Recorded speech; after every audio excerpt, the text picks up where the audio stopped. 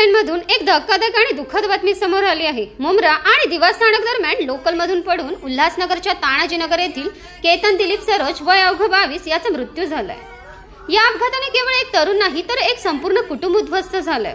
दिवसागणिक अशा घटना घडतायत आणि दरवेळी बळी जातो तो सामान्य माणूस। प्रश्न असा आहे, या अपघाताला जबाबदार कोण? लोकल ट्रेनमध्ये प्रवास करताना आजही अनेक ठिकाणी दरवाजे बंद होत नाहीत। भीषण गर्दी, खचाखच डबे आणि सुरक्षा यंत्रणांचा पूर्ण अभाव। रेल्वे प्रशासनाकडून अनेक आश्वासने दिली जातात पण अंमलबजावणी शून्य आणि सरकार ही जबाबदारी झटकतं।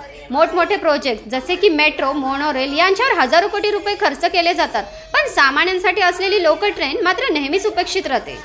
ही लाईफलाईन आता डेडलाईन का ठरते आहे? आज केतन गेला, उद्या कोण?